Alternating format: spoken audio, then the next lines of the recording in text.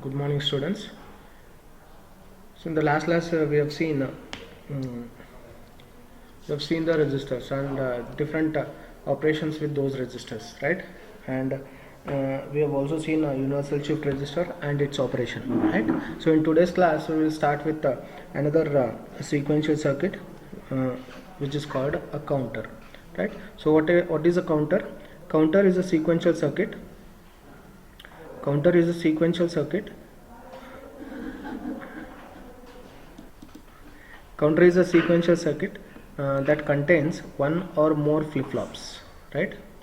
One or more flip-flops, and they count the number of clock pulses. Okay. The count values are also called as states, right? So what is a counter? It's a sequential circuit which counts the number of clock pulses, because these counters are made up of flip-flops, and we are going to use a control input for all these flip-flops. That control input is nothing but a clock, right? So this clock will act as input for this counter, and this counter or the circuit or the sequential circuit counts those number of clock pulses. Okay.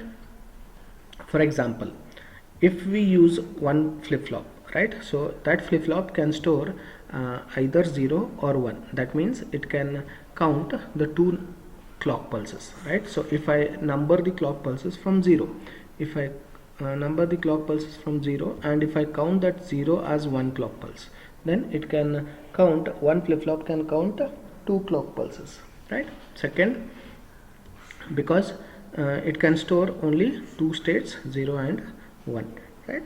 So second one, that is if I take two flip-flops, then they can store to four different values, 0 0, 0 1, 1 0 and 1 1. That means I can say, if I use two flip-flops, then I can count the four clock pulses, right?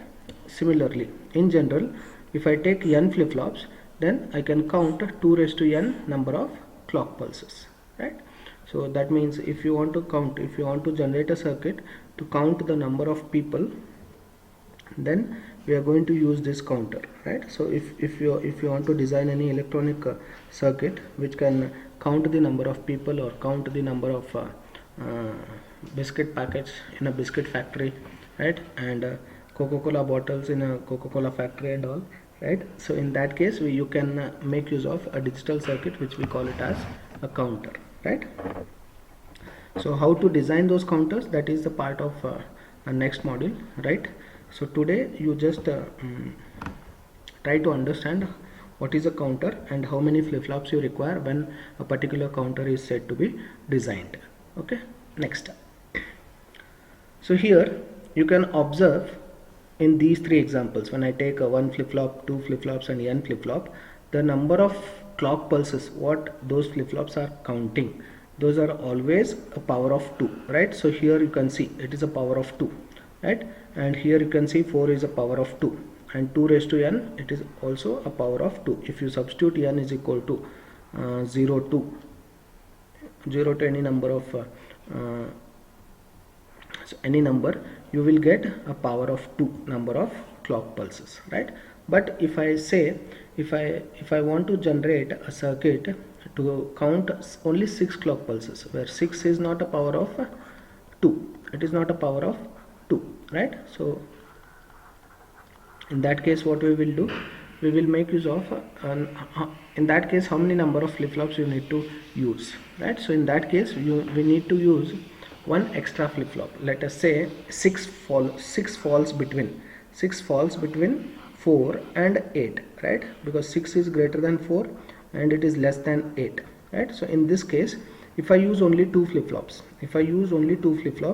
see here, this 4 can be written as 2 raised to 2, and 8 can be written as 2 raised to 3. If I use only two flip-flops, then I can count only 4 clock pulses, but I need to count 6 clock pulses, right? So in that case I need minimum 3 flip-flops. I cannot count 6 clock pulses using only 2 flip-flops, because I clearly wrote here, with 2 flip-flops you can count only 4 clock pulses. But if I want to count the number of clock pulses which is not a power of 2, then we have to take the next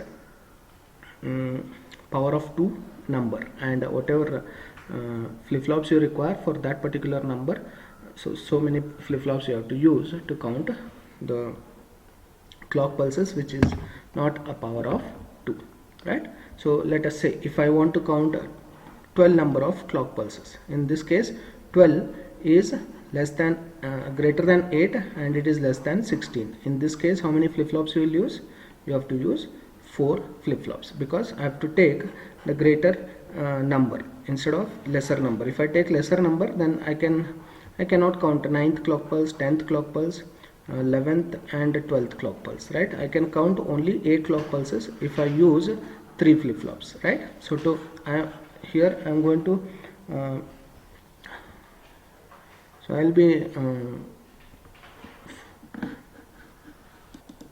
so I'll fall short of 4 number of clock pulses, right? So even if I want to include those 4 clock pulses, I need to use total 4 flip-flops, right? I think you have understood the definition of counter and little basics of this counter, right? So in next slide we will discuss the synchronous binary counter. So before seeing synchronous binary counter, we will discuss binary ripple counter first, right? So this word ripple we have already undergone, right? So where in case of ripple carry adder, right? So in case of ripple carry adder, what was the concept of ripple carry adder, right? Do you remember? 4 full adders which are connected in cascade, right? The output carry will act as input for the next full adder, right? Output carry of a previous addition will act as the third input for next full adder, right? So a same concept we are going to use in case of binary ripple counter, where the output of previous flip-flop is going to act as the control input for next flip-flop, right? So that means the output of previous flip-flop, right? So it might be Q or it might be Q bar, that we will see later, okay? So one of this will act as input for one of this, not both, this one or this one, right? So one of this will act as input, control input for the next flip-flop, right? So this is we can also call it as asynchronous counter. Why asynchronous counter? All control inputs are not simultaneously connected, right? So they are not connected to a common control input which is called clock. So this is not there, right? So where the output of one flip-flop is going to act as control input or clock for the next flip-flop. For that reason we can also call it as asynchronous binary ripple counter, right? So now we will see which flip-flop is used for counters, right? So you can use any of the flip-flops, right? But most commonly, because we are not aware of design of these counters, right? So when you become aware of that design of counters, you can use, in that case you can use any of the flip-flop, the 4 flip-flops we have discussed, D, SR, T and JK. But right now at this point, because you are not aware of the design of counters using flip-flop, so we will use either T or JK flip-flop, right? I can use either T or JK flip-flop, right? So now I'll use T because JK has 2 inputs and you have to make it to T. You have to convert that JK into T to use JK flip-flop as a counter, right? By shorting J and K, right? So if I short J and K, then this will act as T flip-flop, right? So again, what we are doing here, even if you are using J and JK flip-flop, you are converting it into T, then you are using it. That means instead of using JK and shorting J and K, we will directly use T flip-flop, right? So then now we will see how this binary counter is drawn using T flip-flop. Okay,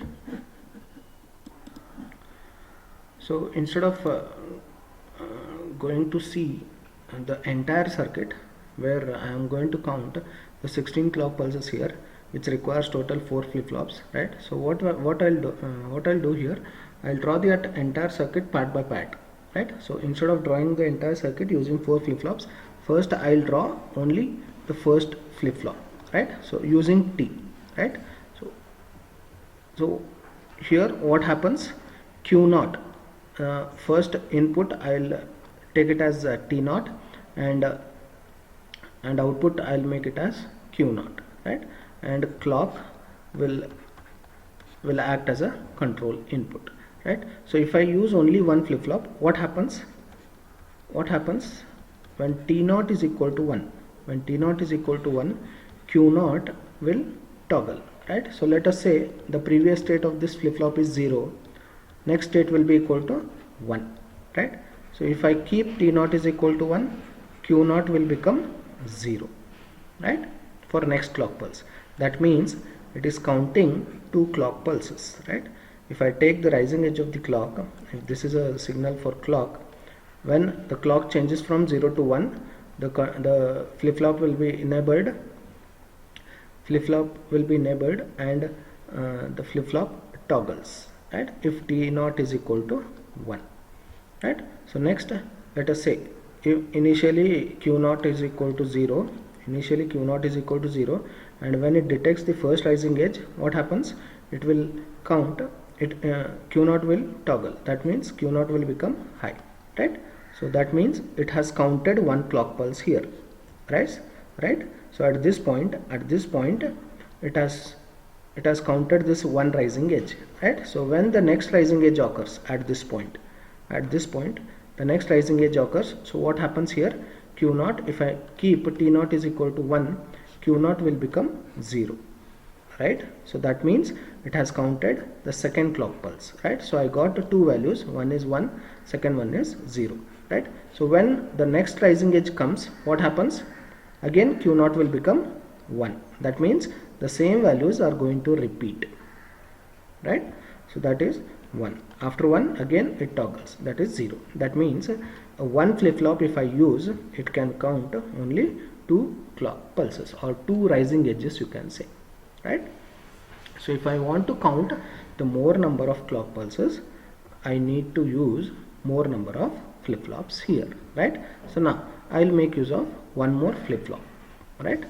So if I want to convert this into a ripple carry counter, binary ripple counter, then one of the output, either Q0 or Q0 bar, needs to be connected to, I already told, one of the output of previous flip-flop need to be connected to the control input, right? So here the control input is active high, that means it will detect the rising edge. That means when the clock changes to 0 to 1, then that particular flip-flop gets triggered, right? So now which output I need to connect to this control input? Just check here. See, when I want to count this, when I want to make Q1 is equal to 1,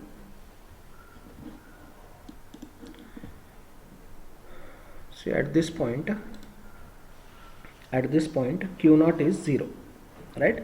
So what are the values I need to get now? If I am using 2 flip-flops, I should get 4 different values. One is 0 0, next one is 0 1, next one is 1 0, sorry, this should be 1, and the last one should be 1 1. So these 4 values I need to get for each rising edge of the clock, right? So here initially let us assume both flip-flops are 0 0.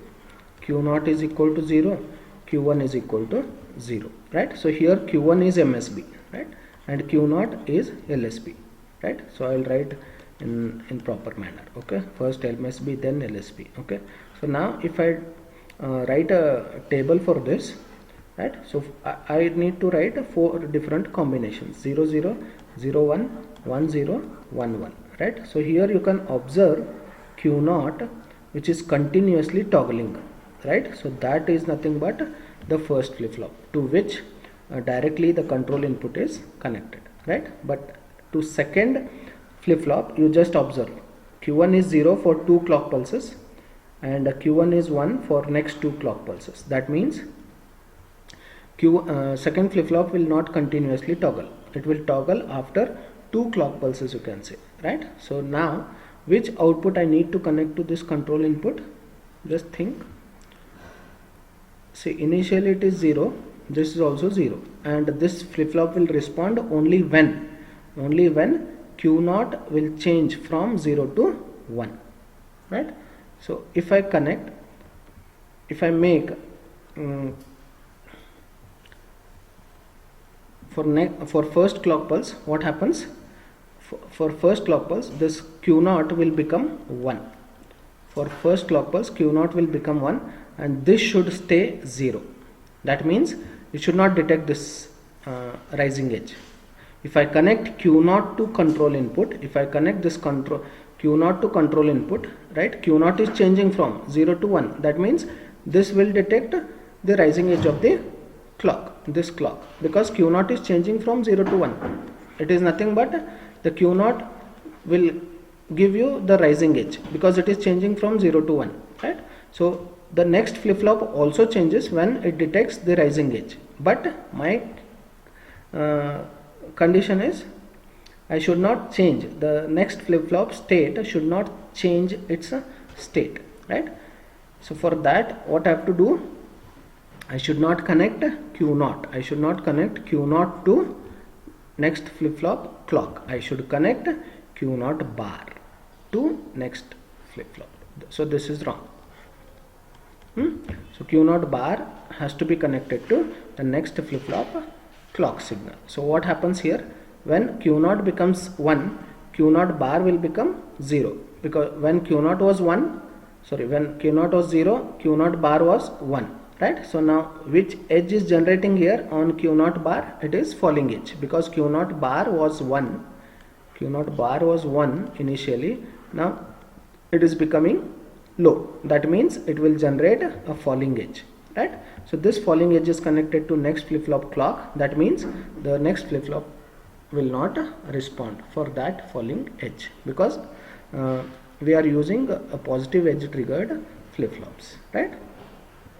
So on the similar basis, if I use the third flip-flop, how many clock pulses we can count? 2 raised to 3. That means how many flip-flops now? The power gives you the number of flip-flops.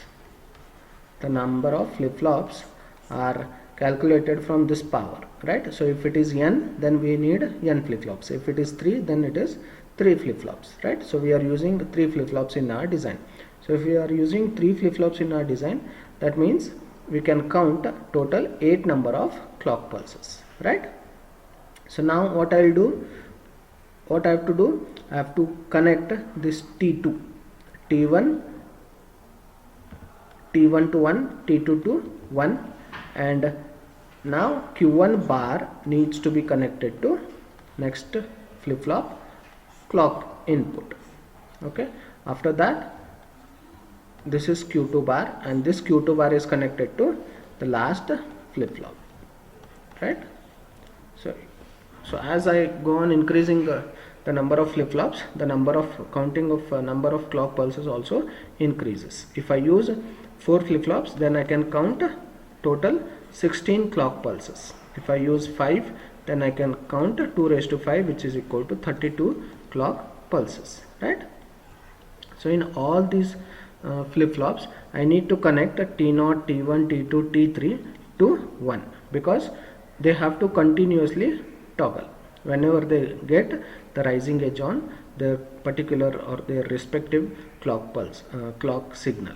Okay, so first flip-flop continuously toggles. You can write a truth table. This is Q2, this is Q1, this is Q0, 0 0 1, 0 1 0, 0 1 1, 1 0 0. So you can observe here Q0 is continuously toggling, right?